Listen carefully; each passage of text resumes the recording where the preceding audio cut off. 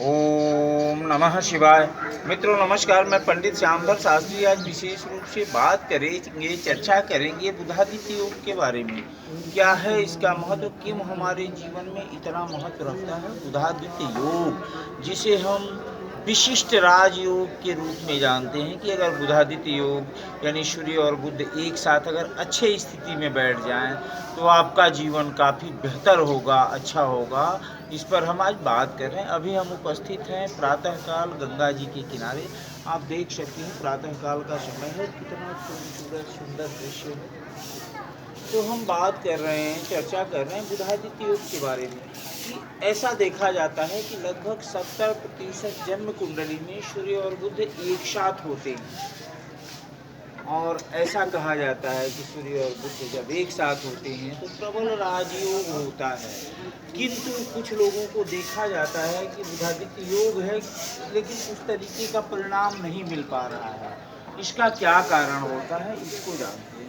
सबसे पहले ये जानते हैं कि सूर्य के साथ कोई भी ग्रह अगर बैठ जाता है तो उसका प्रभाव कमज़ोर हो जाता है। किंतु सूर्य के साथ यदि बुध बैठ जाते हैं तो बुध कभी अस्त नहीं होते। क्यों? सूर्य पिता है और बुध राजकुमार है। यानी कोई भी अगर पिता के साथ होगा, कोई भी राजा के साथ होगा, युवराज होगा, तो उससे क्षणांश अगर अपराध भी हो जाता है तो वो अपराध क्षम्य होता है। तो हम बात कर रहे थे कि अगर बुध 10 अंश से नीचे हों तो बुधादित्य योग का फल अच्छा नहीं मिलता है।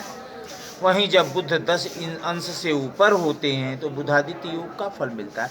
अब जानते हैं बुधादित्य योग का विशिष्ट फल कहाँ कहाँ प्राप्त होता है। लग्न में, पंचम भाव में, नवम भाव में, दशम भाव में और एकादश भाव में बुधादित्य योग बनता है तो अति विशिष्ट फलदायी होता है। यानी एक तरीके से विशिष्ट राजयोग होता है। और साथ ही अगर बुधादित्य योग बन रहा है और देव गुरु बृहस्पति की दृष्टि पड़ जाए तो मूढ़ से मूढ़ व्यक्ति भी ज्ञानी होता है, विद्वान होता है। ये ग्रहों का प्रभाव होता है कि विशेष रूप से गुरु की कृपा हो जाए। जैसा हमने बताया, आप अपने से अपनी कुंडली का मूल्यांकन कर सकते हैं। लग्न, पंचम, नवम, दशम और एकादश, इन 5 भावों में बुधादित्य योग का विशिष्ट फल मिलता है। लेकिन 10 अंश से ऊपर बुध हों तो आप स्वयं से देख सकते हैं कि आपके कुंडली में बुधादित्य योग राजयोग बन रहा है या कितना प्रभाव। अब अन्यत्र जगहों पर यदि बुधादित्य योग दिखता है, जैसे द्वितीय भाव, तृतीय भाव, चतुर्थ भाव, षष्ठम भाव, सप्तम भाव, अष्टम भाव और द्वादश भाव में यदि बुधादित्य योग दिखता है, उसका भी फल मिलेगा, लेकिन उस हिसाब से नहीं मिलेगा जिस हिसाब से मिलना चाहिए। तो बुधादित्य यानी राजा और युवराज जब एक साथ होते हैं और उस पर देव गुरु बृहस्पति की दृष्टि पड़ जाती है तो ऐसा व्यक्ति सामान्य जीवन जीने वाला भी उच्च पद को प्राप्त करता है, उच्च स्थितियों को प्राप्त करता है। इसमें कोई संशय नहीं, क्योंकि सूर्य को हम आत्मविश्वास के रूप में देखते हैं, पिता के रूप में देखते हैं। वहीं बुद्धि के कारक बुद्ध होते हैं, यानी वाणी के कारक बुद्ध होते हैं। वाणी के स्वामी, तो वाणी में विशेष रूप से मधुरता देखने को मिलेगी।